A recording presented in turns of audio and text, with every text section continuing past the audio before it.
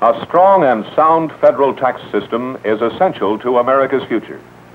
Without such a system, we cannot maintain our defenses and give leadership to the free world. Without such a system, we cannot render the public services necessary to enrich the lives of our people and further the growth of our economy. This was the opening statement of President Kennedy's recent tax message to Congress and the nation.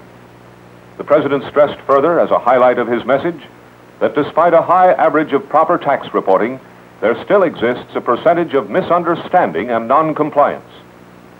Emphasizing this condition and the need for its correction to ensure full collection of all revenue justly due, he said, "One of the major characteristics of our tax system, and one in which we can take a great deal of pride, is that it operates primarily through individual self-assessment. The integrity of such a system depends upon the continued willingness of the people honestly and accurately to discharge this annual price of citizenship. To the extent that some people are dishonest or careless in their dealings with the government, the majority is forced to carry a heavier tax burden. For voluntary self-assessment to be both meaningful and productive of revenue, our citizens must not only have a confidence in the fairness of the tax laws, but also in the uniform and vigorous enforcement of those laws. If non-compliance by the few continues unchecked, the confidence of the many in our self-assessment system will be shaken, and one of the cornerstones of our government weakened.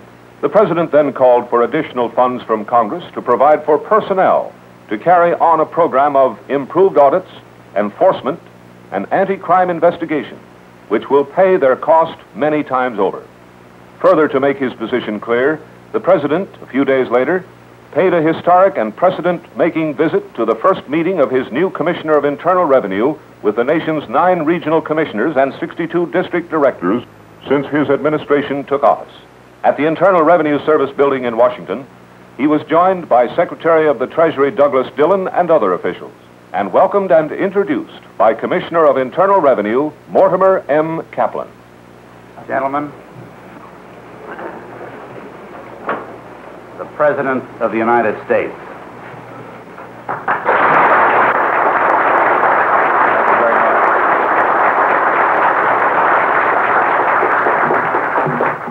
Commissioner, Secretary, I came over here this morning to express my great interest in the work that you are doing.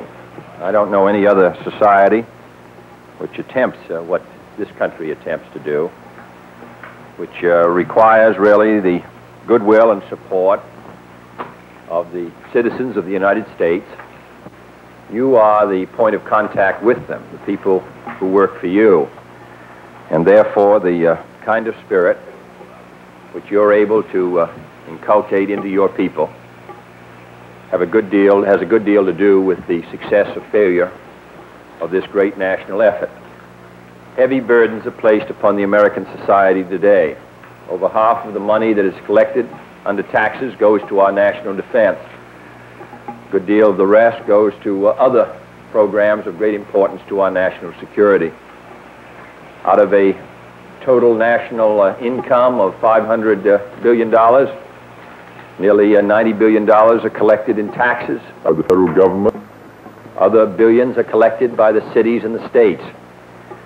That is a tremendous burden to place upon any society. And yet the American people have been willing to assume it. I think it is our responsibility to make sure here in the national government that every dollar that is collected by the Internal Revenue Service, every dollar that is paid for by our people is spent wisely for a useful national purpose, for a purpose which advances our national interest. I want to commend you for the efforts that you are making to improve our service, to make it easier for people to understand exactly what their responsibility is. I hope that you will impress upon the agents of the Internal Revenue Service how much we are dependent upon them, on their courtesy, on their efficiency, on their integrity, on their fairness. I hope that here in Washington we will continue to work so that the burdens of the tax system become as fairly distributed as possible, so that they're distributed in a way which stimulates our economy and stimulates our growth to the extent that is possible, and not retards it. This is a matter which is receiving great concern, and it's a matter of great personal interest to me. This is a civil service area. It's going to be directed and administered in that fashion. I want you to understand that we are strongly behind you. We expect the best from you, and I can assure you that we'll do the best we can here. This is a difficult time in the life of our country. Our obligations spread around the world. It is becoming more obvious that the United States is the great source of strength, not only to the people of this area of the world, but also to people stretched all around the globe. They all look to us, and therefore the obligations upon us are many. I commend you for your work. I express the hope that in the future we can, all of us, constantly improve our responsibilities to the public interest. Thank you.